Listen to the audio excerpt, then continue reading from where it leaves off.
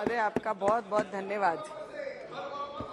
आज discussion on parliament journey of 75 years, 75 साल का अनुभव तो नहीं बता सकते या उसके विषय पे नहीं बता सकते, पर इतना अनुभव जरूर बताएंगे। पर अनुभव बताने से पहले सर, हमारे देश के जो असली हीरो, महापुरुष और क्रांतिकारियों ने जो ये देश के लिए योगदान दिया, जिन्होंने अपना खून का एक कतरा कतरा इस देश के लिए दिया, उनका उल्लेख होना इस पार्लियामेंट में बहुत जरूरी है। और ये पार्लियामेंट में, ये जूनी बिल्डिंग में, इनके साथ इस देशवासियों की बहुत सारी यादें, और हम जैसे न्यू कमर जो पहली बार इस पार्लियामेंट में आए, उनकी भी बहुत सारी यादें जुड़ी हैं।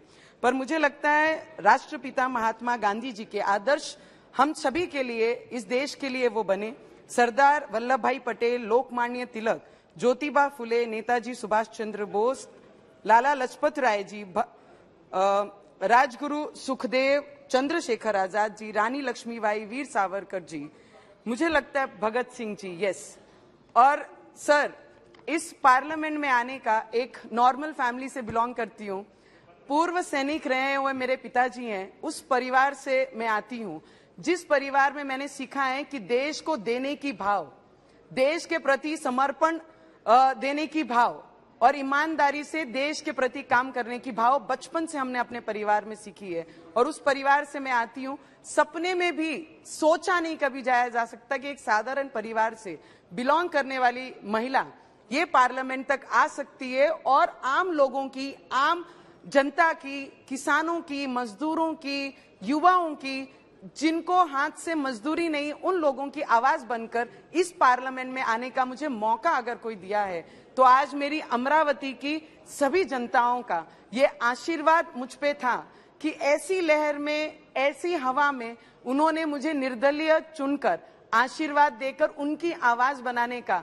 एक मौका उन्होंने दिया। तो इसलिए इस जूनी पार्लियामेंट में, जिस पार्लियामेंट में पिछले कितने सालों से बोलते हैं डेमोक्रेसी की आवाज बनती हुई इस पार्लियामेंट में सबने सुनी है, तो इसके द्वारा मेरे अमरावती, आज मेरी पहचान है तो अमरावती की सांसद करके मेरी पहचान है। तो उस अमरावती करों को, उस गरीब लोगों को, वो मेरे किसान भाइयों को, मजदूरों को, महिलाओं को, युवाओं को इस पार्लियामेंट से मैं मेरे दिल से धन्यवाद करना चाहूंगी। और ये पार्लियामेंट में आने के बाद हम जिनके नेतृत्व में काम कर रहे हैं, ऐसे हमारे आदरणीय प्राइम मिनिस्टर जी नरेंद्र मोदी जी के अंतर रहकर ये पार्लियामेंट में हमको काम करने का मौका मिला, जो कोई सोच नहीं सकता, जिनकी सोच में नहीं आता, वो काम ये पिछले 4.5 वर्षों में हमने उनके नेतृत्व में यहाँ पे होते हुए देखा है।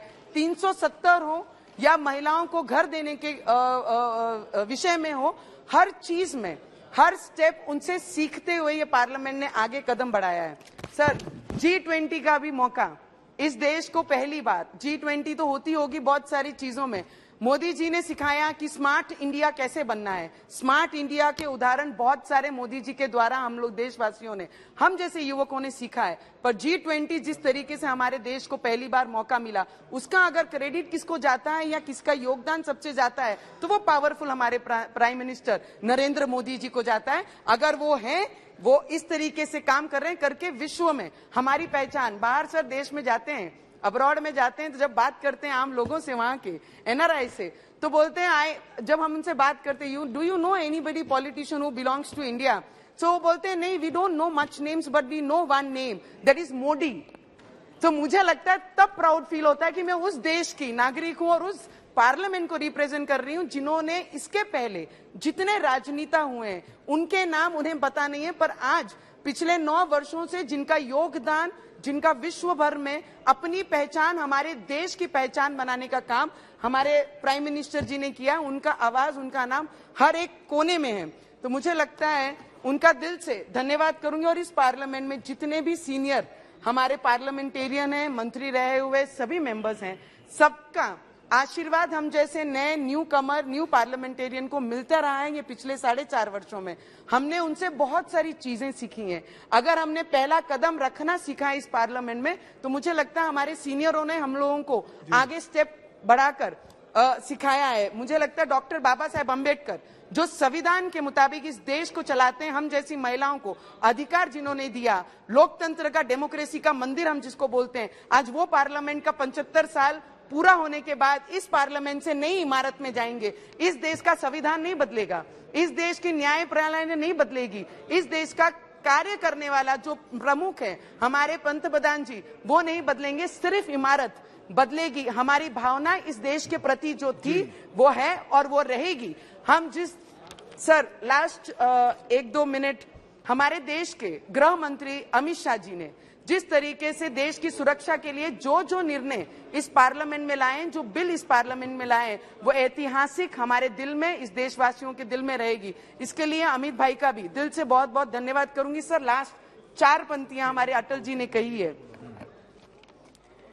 सर जो कल था वो आज नहीं है, जो आज है वो कल नहीं होगा, होना ना होने का क्रम इसी तरह चलता रहेगा। हम हैं, हम रहेंगे, ये भ्रम भी सदा पलता रहेगा। इसके साथ इस इमारत को, इस पार्लियामेंट को यहाँ से नमन करती हूँ। इस पार्लियामेंट में बैठने वाला हर पार्लियामेंटेरियन हमारे लिए प्रेरणादायी है और आप सभी को बहुत बहुत धन्यवाद।